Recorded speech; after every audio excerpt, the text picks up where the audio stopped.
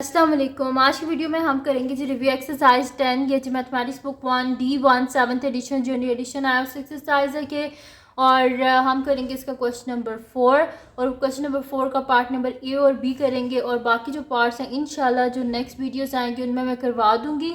और इसके जो क्वेश्चन 1 से लेकर 3 तक है उसकी मैंने प्लेलिस्ट बना दी है, उसका लिंक डिस्क्रिप्शन में है, वहाँ से आप देख लीजिएगा। और जो बाकी चैप्टर 10 की एक्सरसाइजेज है उनकी भी मैंने प्लेलिस्ट बना दी है, वो आप देख लीजिएगा। तो स्टार्ट करते हैं। क्वेश्चन नंबर 4 हमारे पास है कि in each of the following figures A B parallel to C D find the values of the unknowns. हमने क्या करना है, हमारे पास गिवन क्या है कि ए बी और सी डी क्या है, दो पैरेलल लाइंस हैं। ए बी सी डी क्या है, पैरेलल लाइंस हैं। हमने क्या करना है, इसमें अननोन्स को फाइंड आउट करें। जैसे कि फर्स्ट फिगर में अननोन हमारे पास क्या है, ए है, और जो सेकंड फिगर है इसमें अननोन हमारे पास क्या है, बी और सी।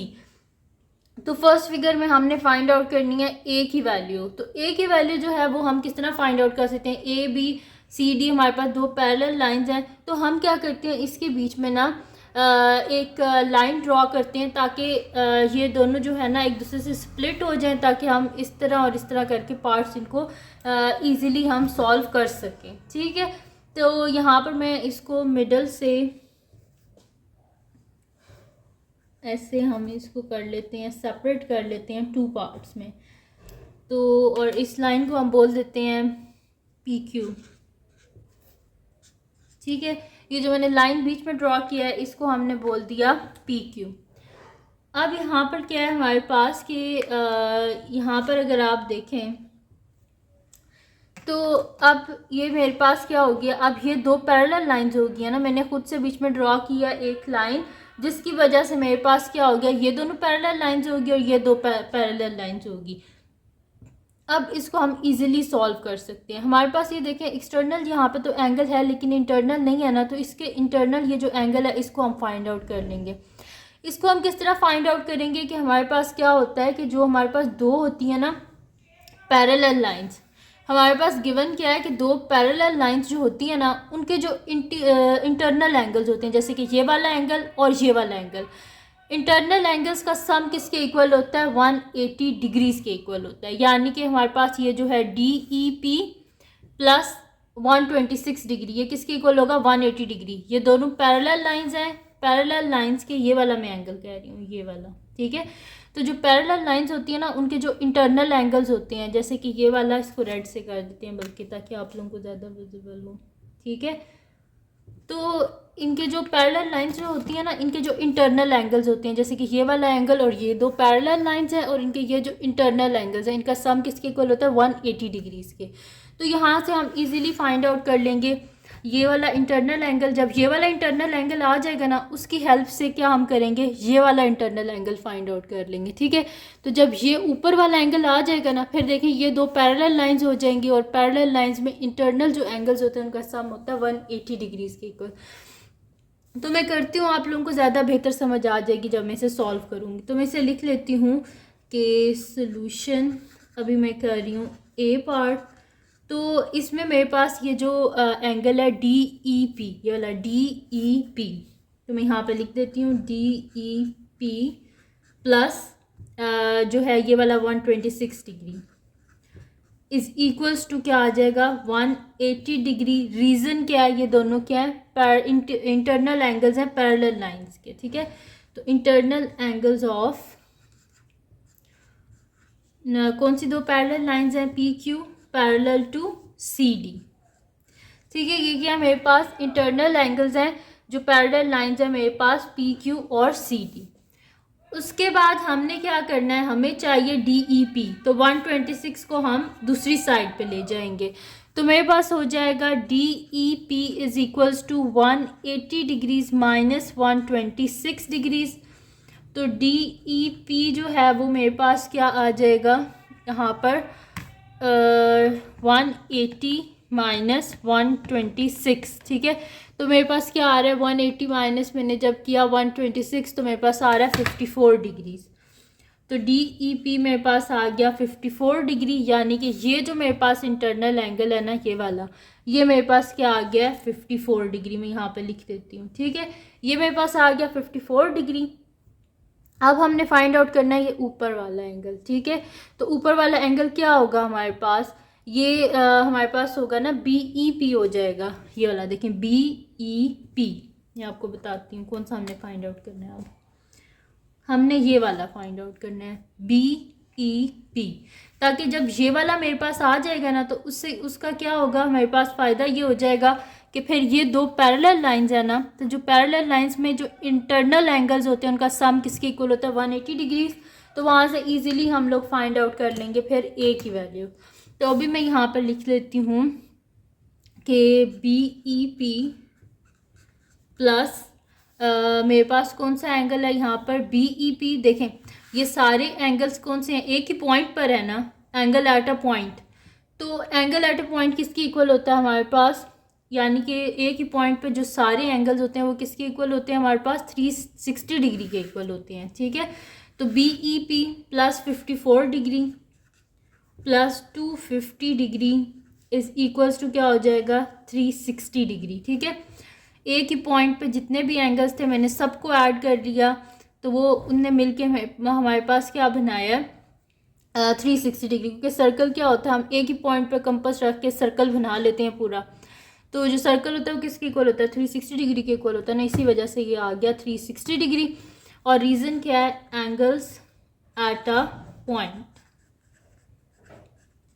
सही है। ये हो गया। अब इनको क्या कर लेते हैं, इनको हम ऐड कर लेते हैं, तो मेरे पास हो जाएगा BEP प्लस 54 को 250 में ऐड कर देते हैं, 54 प्लस 250, तो मेरे पास आ गया 304। तो मैं यहाँ पे लिख देती हूँ plus 304 degree is equals to 360 degree, यानी कि BEP is equals to 360 degree minus 304 degree. तो ये मेरे पास क्या आ जाएगा, इसका आंसर 360 माइनस 304। तो इसका आंसर मेरे पास आ गया यहाँ पर 56 डिग्री, 56 डिग्री। तो ये मेरे पास कौन सा एंगल आया है, BEP आया है, ठीक है। तो एंगल BEP मेरे पास क्या आ गया 56 डिग्री, ठीक है। ये आ गया मेरे पास 56 डिग्री। मैं यहाँ पे लिख देती हूँ 56 डिग्री, ये वाला एंगल है मेरे पास, ठीक है। तो ये मेरे पास है 56 डिग्री। अब ये दो पैरेलल लाइंस हैं ना, PQ और AB के हैं, पैरेलल लाइंस हैं। ये 56 है, इसको मैं थोड़ा सा डार्क कर देती हूँ, ठीक है। ये PQ और AB दो पैरेलल लाइंस है, तो पैरेलल लाइंस में जो इंटरनल एंगल्स होते हैं उनका सम किसके इक्वल होता है हमारे पास, ये करीब से भी मैं आपको दिखा देती हूँ। ये देखें, ये PQ और AB दो पैरेलल लाइंस हैं, तो इसमें ये जो इंटरनल एंगल्स हैं इनका सम किसके इक्वल होगा 180 डिग्री, यानी कि 56 degree plus A degree is equals to क्या होगा हमारे पास 180 डिग्री। तो इसको मैं यहाँ पर लिख लेती हूँ कि मेरे पास आ जाएगा यहाँ पर A डिग्री प्लस मेरे पास जो एंगल है BEP जो मैंने फाइंड आउट किया था इज इक्वल्स टू 180 डिग्री, ठीक है। मैंने यहाँ पर जो है जो इंटरनल एंगल्स थे दोनों को लिख लिया और इक्वल्स टू लिख दिया 180 डिग्री। और रीज़न क्या है, ये मेरे पास है internal angles of AB parallel to PQ, ठीक है जी। तो ये AB पैरेलल टू PQ और ये इसके इंटरनल एंगल्स। तो यहाँ पर A डिग्री तो एज इट इज़ आएगा, और अभी हमने फाइंड आउट किया था BEP, तो वो हमारे पास क्या आया था यहाँ पर, सॉरी ये मैंने साइड पर रख दिया।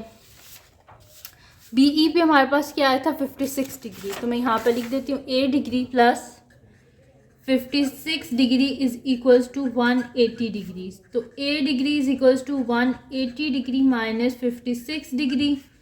तो A degree is equals to 180 में से हम क्या करते हैं 56 को माइनस कर लेते हैं, तो 180 माइनस 56, तो मेरे पास इसका आंसर क्या आ रहा है 124।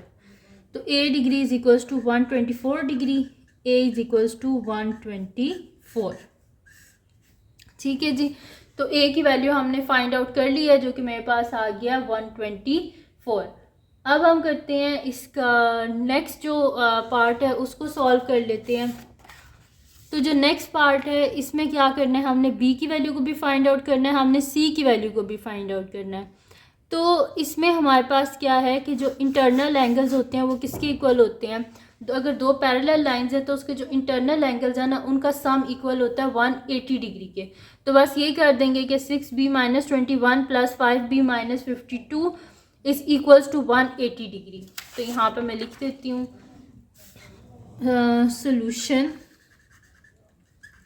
सोल्यूशन बी, और यहाँ पर मैं लिख देती हूँ कि मेरे पास है 6b - 21 degree + 5b - 52 degree is equals to 180 degree. Reason क्या है, इंटरनल एंगल्स ऑफ हमारे पास लाइंस क्या हैं, A B parallel to C D. ठीक है, तो यहाँ पे हो जाएगा 6b degree - 21 degree + 5b degree - 52 degree is equals to 180 degrees. B वाली वैल्यूज़ को ऐड कर देते हैं, 6b degree + 5b degree - 21 degree - 52 degree is equals to 180 degrees. अब यहाँ पर क्या कर देते हैं, 6 + 5 कर देते हैं। तो 6 + 5 मेरे पास क्या हो जाएगा 11b डिग्री माइनस मेरे पास है -21 - 52, तो 2 + 1 3 5 6 7 -73 degree is equals to 180 degree. तो 11b degree is equals to 180 degree + 73 degree. तो 11b degree is equals to 0 + 3 3, और 8 में जब हम 7 को ऐड करेंगे तो 5 1 कैरी, तो मेरे पास आ गया 253 डिग्री। तो b degree is equals to 253 degree divided by 11। तो b degree is equals to यहाँ पर मेरे पास क्या है 253 डिवाइडेड बाय 11, तो ये हम कर लेते हैं 253 डिवाइडेड बाय 11। तो इसका आंसर क्या आ रहा है 23। वैसे भी किसी भी चीज़ को आप 11 से अगर डिवाइड कर रहे हो, दो नंबर्स को अगर सम करें वो दरमियान में लिखा हो, जैसे कि 2 + 3 क्या होता है 5, दरमियान में लिखा हुआ है ना, इसका मतलब है कि इसका आंसर 23 आएगा। लास्ट जो दो डिजिट्स होते हैं ना वो आंसर होता है। तो बी क्या आ गया मेरे पास 23। तो बी को हमने फाइंड आउट कर लिया और वो मेरे पास आ गया 23। अब क्या करना है, हमने बी को तो फाइंड आउट कर लिया। अब इसमें नेक्स्ट क्या है हमारे पास, हमने फाइंड आउट करना है सी को फाइंड आउट करना है। ठीक है, सी को फाइंड आउट करना है ना, तो सी क्या है हमारे पास 3c डिग्री, और ये क्या है 6b - 21 डिग्री। ये क्या है वर्टिकली ऑपोजिट एंगल्स। जो वर्टिकली ऑपोजिट एंगल्स होते हैं ना वो क्या होते हैं, आपस में इक्वल होते हैं। तो मैं यहाँ पर लिख देती हूँ कि 3c degree is equals to मेरे पास आ जाएगा 6b - 21 डिग्री, यानी कि 3c degree is equals to 6 × 23 - 21। तो 3c degree is equals to multiply कर देते हैं हम 23 को 6 से, तो मेरे पास आंसर इसका आ रहा है 138। तो 138 डिग्री -21 डिग्री। तो 3c degree is equals to 8 में से 1 गए 7, और 2 में से 3 में से 2 गए तो 1, तो 117 डिग्री आ गया मेरे पास। ठीक है, तो अब मुझे c चाहिए, साथ में 3 नहीं चाहिए, तो इधर आकर डिवाइड हो जाएगा। c degree is equals to 117 degree divided by 3। तो c degree is equals to मेरे पास क्या यहाँ पर आ जाएगा 3 9 हो गए, और 3 9 27। ठीक है, यानी कि c degree is equals to 39 degree, यानी कि c का आंसर मेरे पास क्या आ गया 39। ठीक है जी, तो ये यहाँ पर मेरे पास कंप्लीट सॉल्व हो गया है इसका बी पार्ट भी। तो ये थी जी आज की वीडियो जिसमें मैंने आपको करवाया एक्सरसाइज रिव्यू एक्सरसाइज 10 का क्वेश्चन नंबर 4 का पार्ट नंबर ए और पार्ट नंबर बी। तो अगर ये वीडियो आपके लिए हेल्पफुल है तो उसको लाइक कीजिएगा, मेरे चैनल को सब्सक्राइब कीजिएगा और बेल आइकन को लाजमी प्रेस कर दीजिएगा ताकि आपको न्यू आने वाली वीडियोस के बारे में पता चल सके। और जो मेरा सेकंड चैनल है जिसके बीच में मेरी रिडल्स की, क्राफ्ट्स की, ट्रैवलिंग की वीडियोस हैं, उसका लिंक भी डिस्क्रिप्शन में, उसको सब्सक्राइब कर दीजिएगा और अपनी दुआओं में लाजमी याद रखिएगा। अल्लाह हाफिज़।